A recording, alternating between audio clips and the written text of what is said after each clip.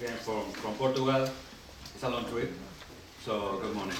It's a pleasure for us to present you, introduce you, Philip Dathus, professor from Bristol University of Bristol in United Kingdom, and specialist of quality assurance. As you know, quality is a very, very important issue in our faculties in Europe. And well, it's well recommended by President of EAEVE QA from the University of Liège. And thank you very much for coming here. We are here the representative for the all faculty for Spain and part of Portugal. Deans, as you know, deans, QA responsibles, and other evaluators from the European system. So you have the bridge. Up the bridge. And everybody knows around your schedule for the coffee breaks or the lunch time and wherever you want. I think that you'll have fun with us. I will try. Okay, thank you very much. Well, thank you very much, Dean. And my own welcome to you all on it. Oh, yeah, we need to. We don't want the lights off entirely, so we might fall asleep and I won't see us. The seats are very comfortable. But yes, thank you for the invitation. And in a moment, I would like to know where people come from. But before then, just a little bit on why we are here, really. Whoops, wrong one. Yes, really saying, why are we here? For what reason are we here? Well, actually, for this university, they have a very good reason, because they are having they will be looked at in terms of an accreditation visit very soon. And I think they were telling me that they are busy writing their SCR, and they will be one of the first veterinary schools in Europe to be visited in the new system, which we'll be talking about. And so Pierre and XCOM asked me to do these talks because it's really important that our veterinary schools understand the importance of putting quality into all the standards, and I will spend quite a while going through. I like to do these things quite informally. In fact, I will tell you a little story. I was talking to the French-speaking schools on Tuesday this week, and my wife, who's called Beryl, actually, you won't have that name in Spanish, it's a very Scottish name, Beryl. Anyway, my wife, she was getting my clothes together, and she put in about 3 ties. I said, Beryl, why ties? I never wear a tie. She said, you can't go to Europe and speak to these deans and things without a tie.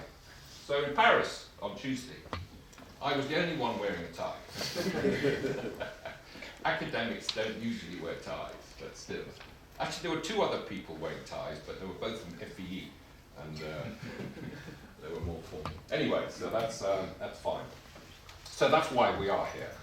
And what I will try and do today is to go through QA as a sort of as a concept. But actually, before I start, I would be really interested to know, because I have a list of who is here, and so I always like to put a face to it is. So perhaps you could just let me know which university you are presenting. Could we start with you? Well, I'm Elisa Escudero, and I'm from Murcia, faculty of Okay. veterinary. Manuel Ascon, I come from Zaragoza, veterinary school in Zaragoza. My name is Esparros. I'm coming also from Murcia, provincia of Murcia, southeast of Spain. Yeah, I think I know where that is. We work a lot on it. Well, my name is Eliseo Vela, and I'm also from Murcia. We are all together here. You're all together here? Yeah, me And too. you also? My name is Salud, from Córdoba. Okay. Faculty of Veterinary. Yep. My name is Rosario Moyano, Córdoba. This dear lady, I met in the lift this morning in the hotel, so I recognise her face. The last from Córdoba, Alban. Okay. Sonia And we- Mera and from we met. Madrid.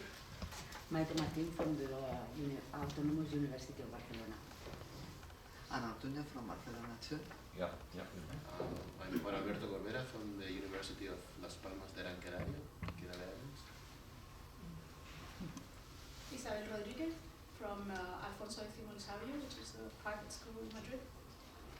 Is that in Madrid, that one? Is that a new school? It's in Villanueva de la Cañada, which is actually in the outskirts of... Oh, okay. Yeah.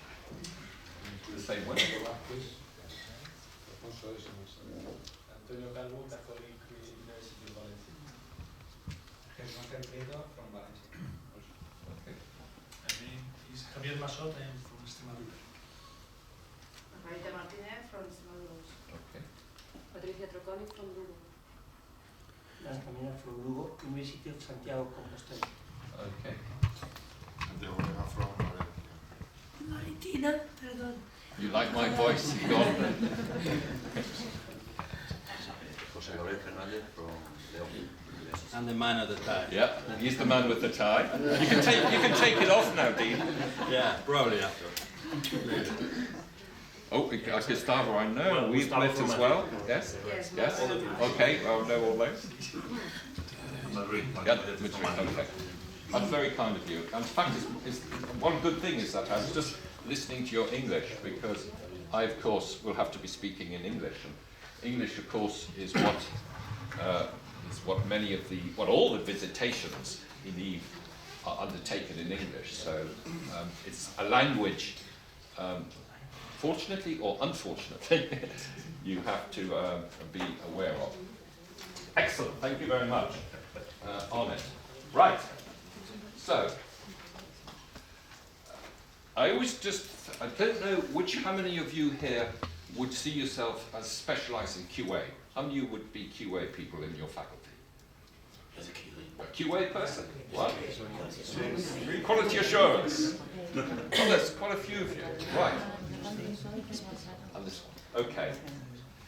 And myself personally, although I am a veterinarian and was Dean of the Bristol School, although I have now retired as Dean, my personal history with QA is that I got involved with QA about nearly 20 years ago, when in the UK we started a system of quality assurance for all universities and all subjects. Huge job. And I was trained to do the accreditation for veterinary schools and agricultural forestry schools. So I got involved. That's how I did. I have had an interest in QA for a long time.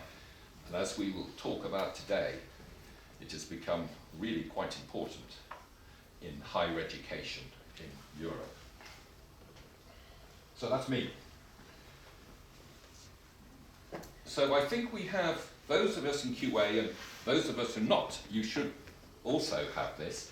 We all have an interest in, number one, the importance of QA.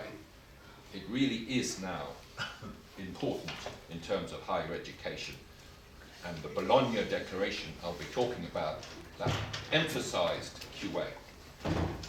So we know the importance, and secondly, we need to implement it in our own schools, which is what we'll be talking about today on it. And then, of course, there is EVE, which will be visiting this faculty, in 2 months? 2 months? Yeah. Your visit? At the end of March. Yeah, and all of you in schools will be having visits with EVE. And EVE, of course, has changed its visitation schedule because of QA, and we'll be talking about that. I think EVE, though, as I say there, it is an international organisation in terms of all the countries within the EU, and also countries geographically in Europe, but not necessarily part of EU.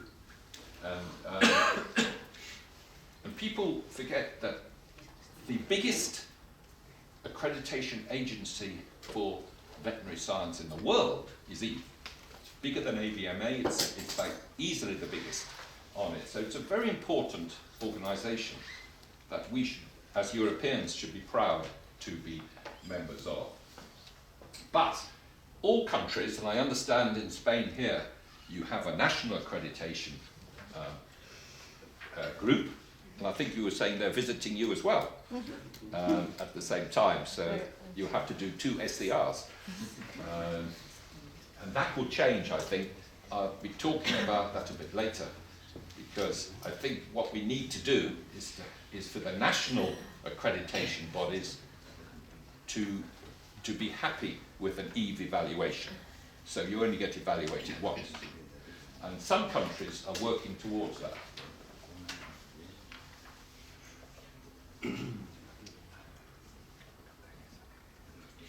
So I'm going to be talking initially about quality assurance, as we would say in English, as a concept, an idea that we need to put into our heads.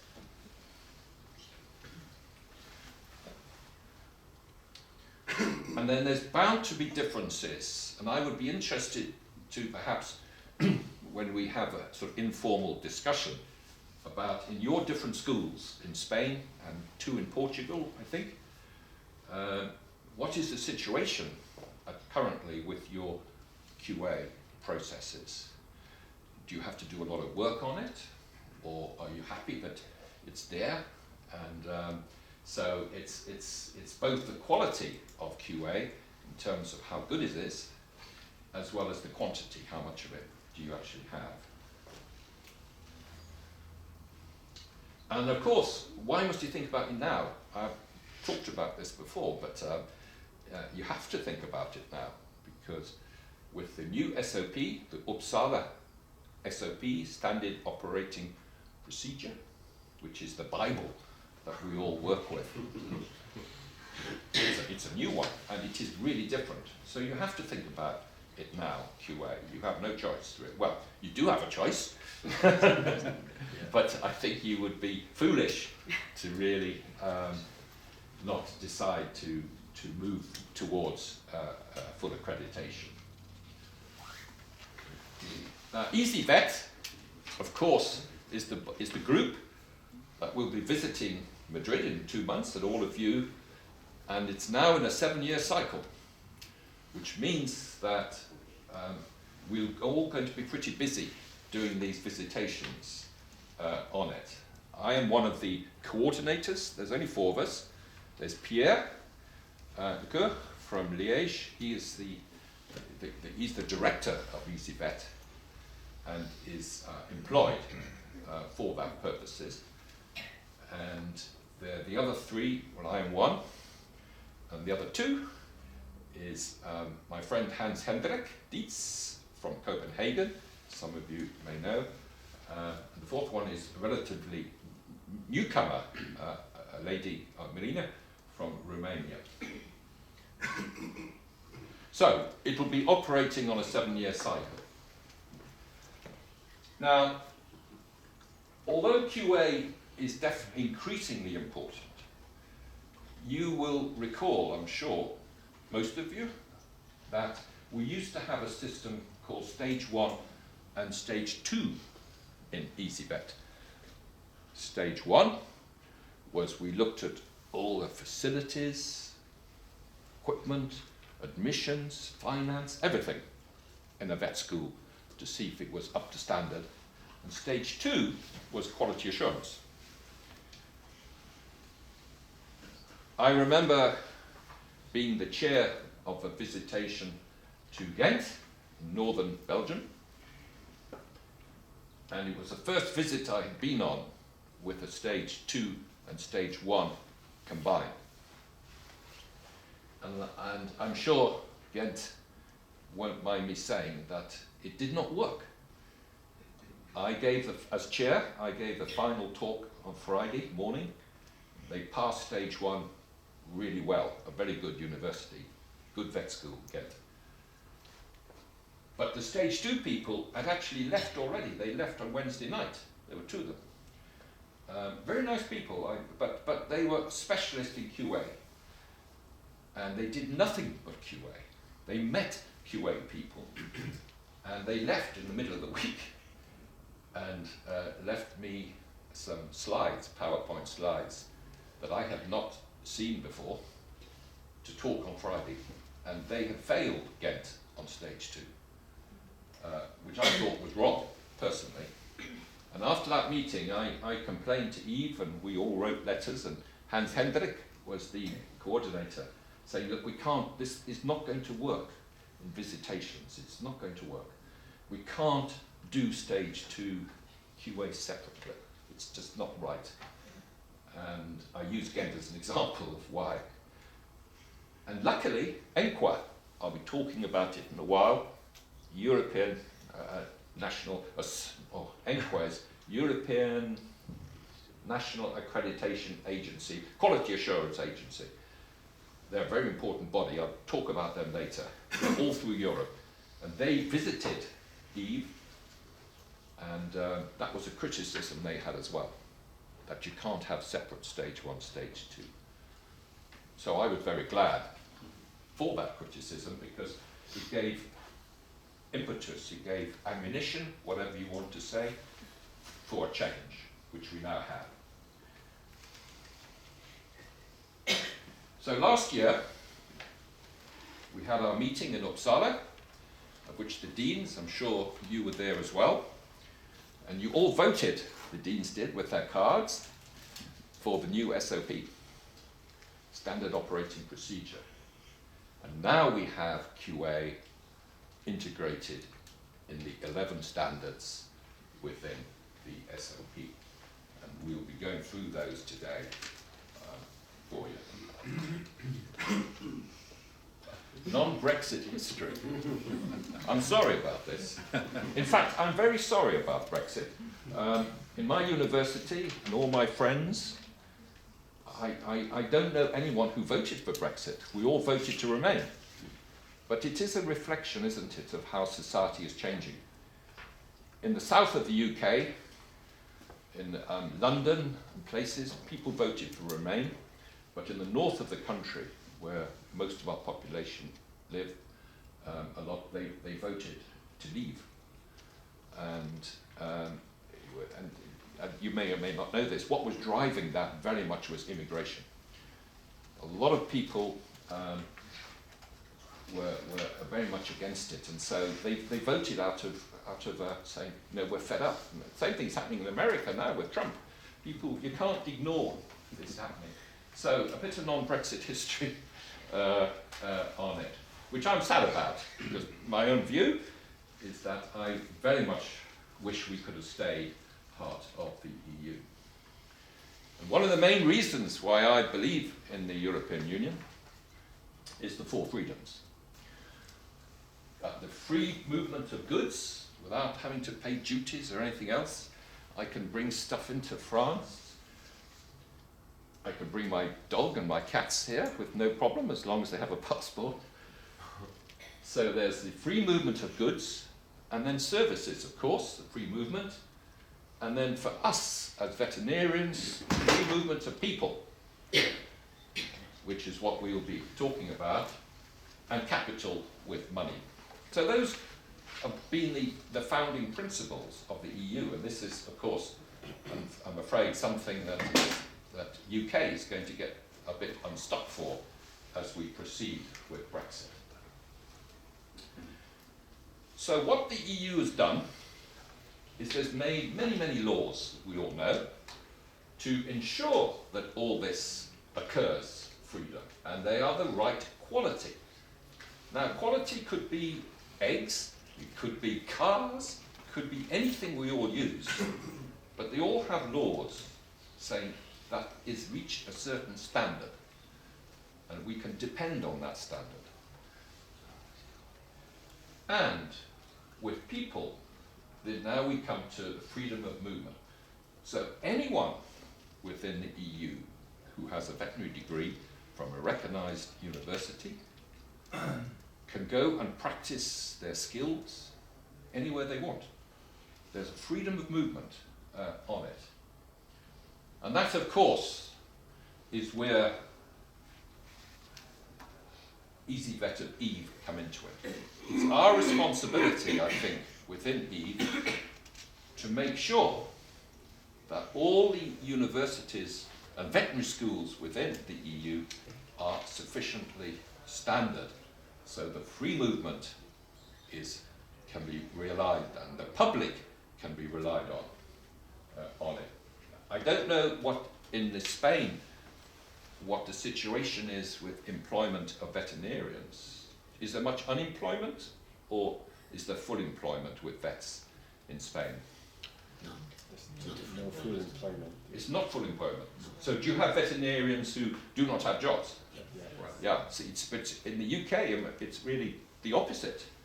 In the UK, is really short of veterinarians. We actually have quite a few Spanish veterinarians who will come to work in the UK. I've met many of them.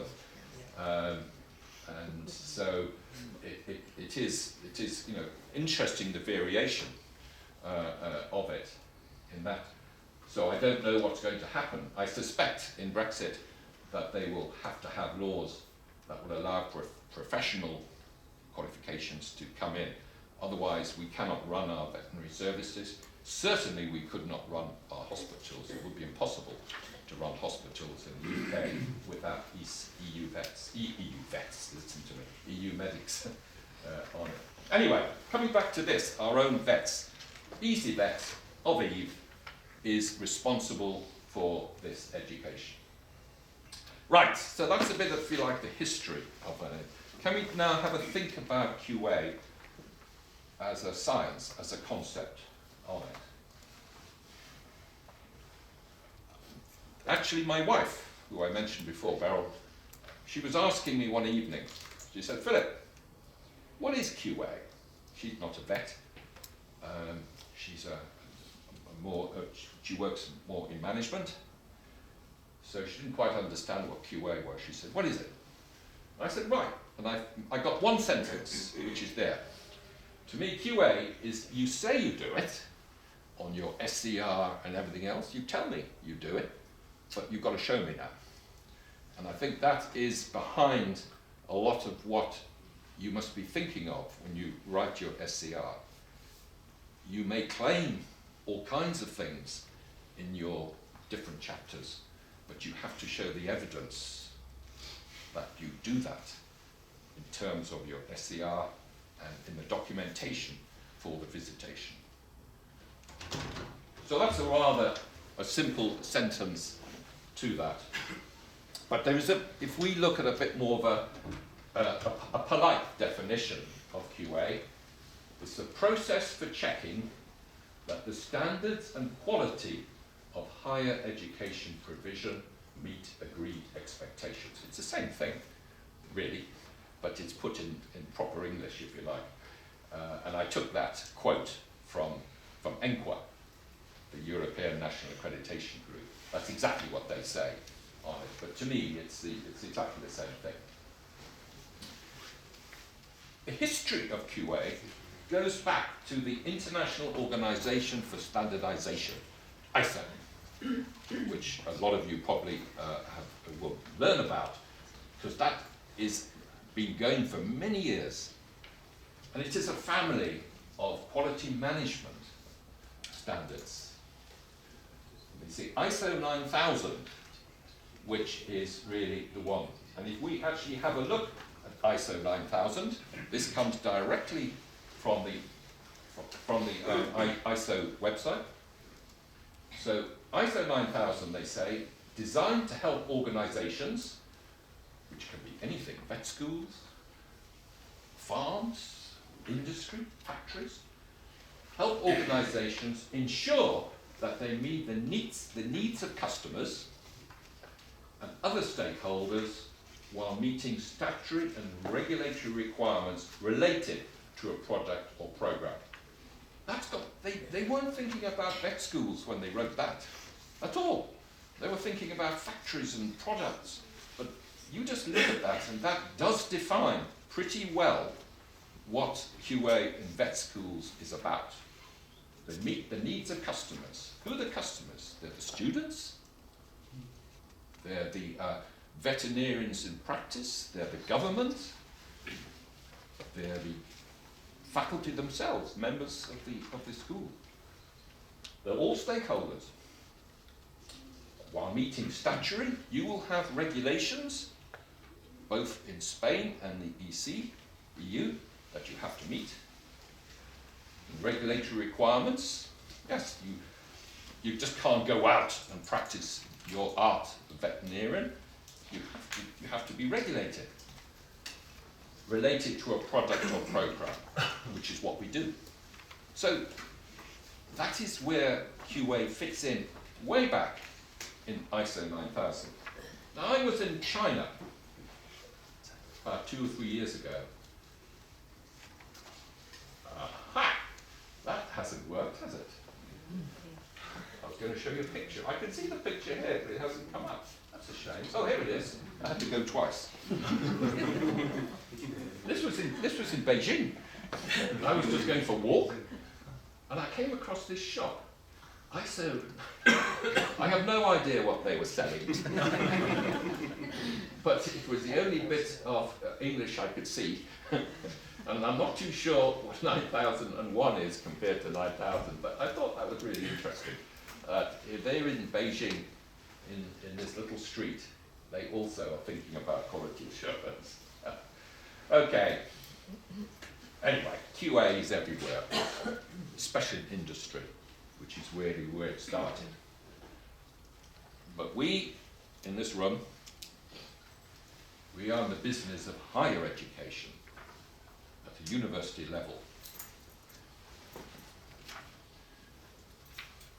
There are about 110 veterinary schools. I must admit, new ones keep appearing all the time. And I think in Spain you also, and the UK, I must admit, we're both to blame.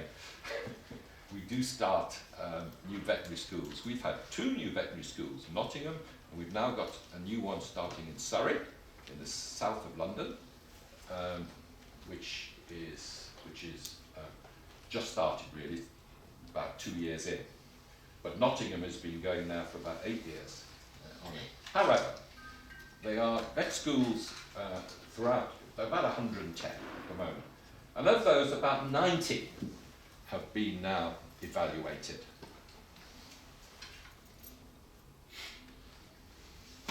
Now, interestingly, when I was in Paris on Tuesday, the 4 French schools are all independent, as is Vienna, totally independent vet school, and the Royal Veterinary College in London is totally independent. And that's quite interesting. In Bristol, we are part of a much big university and others, and I think the situation in, well, certainly here in Madrid, is you are part of a big university. I don't know if this would be, in Portugal, is it the same? You're part of a big university? Yeah, so you're not independent, no. What about the other schools in Spain? Are there any schools that are really independent? No. So you're all part of a university? Right. So I would understand that.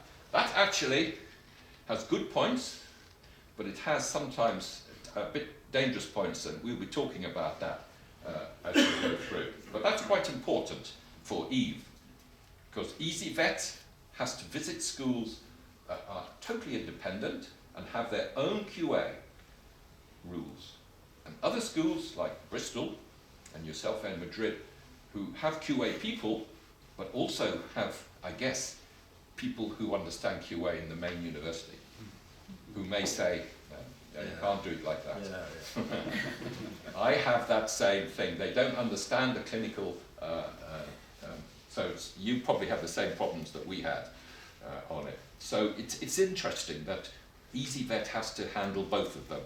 And Pierre, myself, and the other coordinators, we're well aware of this problem. We're well aware of it, and we have to take that into account. All this really happened last century.